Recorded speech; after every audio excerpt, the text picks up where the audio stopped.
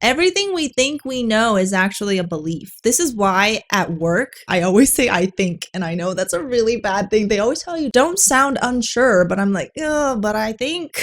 I really liked where this movie took my mind, but also not really.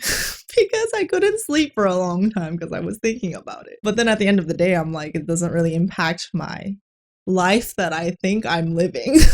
Heretic. I was really excited to see this movie because I had heard it was good. I had heard that it was going to test my beliefs, whether I was religious or not. I always say I was formerly a Christian, but I really only went to church for the candy. I am now not religious. It's not your typical horror movie. It's more like an existential kind of terror. I don't know if it was intentionally supposed to be existential terror, but I felt that. I'm gonna give another spoiler warning. Every video I have ever made has had spoilers, so I think that should be like the banner of my channel. Spoilers. Anyways, so this movie is about two Mormon girls who try to go to this guy's house to convert him. His name is Mr. Reed. He lives up on the mountainside and it's about to rain outside, so he invites them in. They're not supposed to enter his house unless there's another female present, and then he's like, oh yeah, my wife is baking blueberry pie. So they go inside and they sit down and then they talk. He starts asking them uncomfortable questions. They get uncomfortable. They find out that the blueberry smell is actually from a candle, not from the pie that may or may not be baking. Schrodinger's wife is in the back. They're starting to get suspicious. Obviously, you're going to get suspicious. You could be baking a blueberry pie and have a blueberry pie scented candle in the living room, right? Like it's weird, but if you really like blueberry pie, it can happen. But anyways, they get uncomfortable and they're like, they try to leave. They try to come up with an excuse. They're like, hey, the church is calling. We gotta go. But the front door is locked. And then he's like, oh, it's on a timer. I can't open it until the next morning. He tells them this when they've already followed him to the back into this other room where there's like two doors. And he's like, oh, you guys have to exit the back of the house and choose one of the doors. It becomes one of those horror movie games in which the game master is talking in riddles. Okay, this guy is not really talking in riddles, but he's not being very clear. You can tell he's playing a game, and this is not a fun game, at least not for the players. This is a conversation that carries over from the living room. Every religion thinks that their doctrine is the ultimate truth, but obviously no one actually agrees on what the ultimate truth is. He wants to find it. We all want to find it. Humanity has always had the goal of finding the ultimate truth. They go through one of the doors. We find out both of the doors lead down to the same area. His house is like an iceberg. Everything's underneath. There's two of these Mormon girls. One of them seems more like a goody two-shoes type. The other one seems more edgier. They both end up in the basement room. This lady dressed in robes comes in with a lantern and blueberry pie. And this is probably like the scariest moment in this movie for me because I'm like, what is that? And then Mr. Reed is talking through a mic. So he's saying that this lady that's coming in is a prophet and you guys are going to witness a miracle today. You're going to watch her eat the poison pie. She's going to die and then be resurrected like Jesus Christ. That's what happens. She eats the pie. She dies. They confirm she's dead because he forces them to check her pulse and everything. Right after that, the doorbell rings upstairs because the guy from the church is actually looking for them because obviously they've been gone. They haven't made it home. Mr. Reed goes to open the front door and while he's gone, the two girls go back up the stairs. The door is locked. They're trying to like pull the rug from underneath the door because there's a box of matches on the rug. Their plan was to probably start a fire or something. But anyways, Mr. Reed comes back. They do get the matches. They go downstairs. The lady that died from the poison pie is still laying on the table, but the goody two-shoes blonde girl notices that her position changed. And then the edgy girl's like, no, you just remember it wrong, whatever.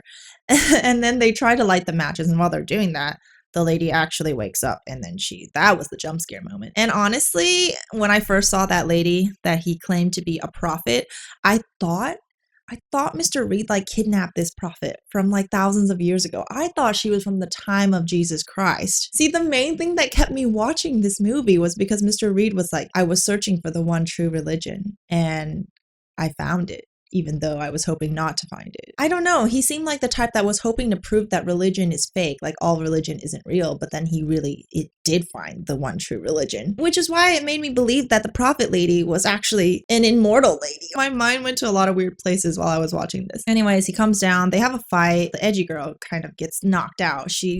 Blonde girl is the one left, and she actually ends up being the smart one in all of this because she actually figured everything out. The one moment in this movie that made me sort of question essentially everything was the moment where blonde girl reasoned that the lady that ate the poison pie and the lady that was resurrected, they were actually two women. So one of them actually did die, and then a live one came and replaced the dead body while they were upstairs by the door. And so to test her theory, she tries to look for another entrance into this basement area besides the two doors that come down. And it just so happens that there's another opening at the under the table in which she was eating the blueberry pie. And then she opens it, and yeah, it's dark down there. So she doesn't know for sure.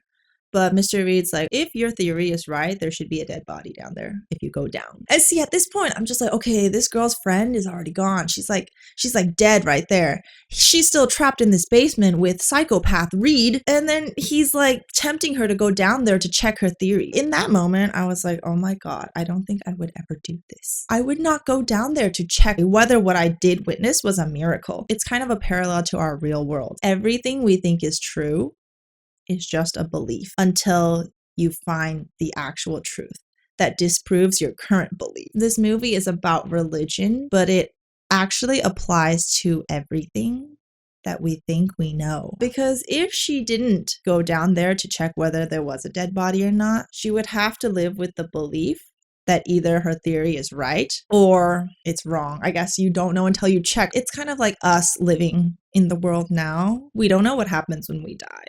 Okay, we don't know. We can't prove anything until we actually go down there, until we actually die. Which means that everything we think we know is a belief, because I cannot prove anything is true unless I go beyond. And I'm not going down there to check the dead body. Okay, I'm not going. I'm too scared to do that. Eventually, I guess blonde girl was brave enough to go down. She goes down, and yes, there is a dead body there. She sprints across a bunch of other rooms until she finally ends up in the one room. There are multiple of these ladies in robes, caged, and Mr. Reed is coming down from the other side, and they come face to face, and he's like, so now do you know what the one true religion is? So the one true religion ends up being control. It was kind of underwhelming when I found that out, because I actually was expecting him to find the truth.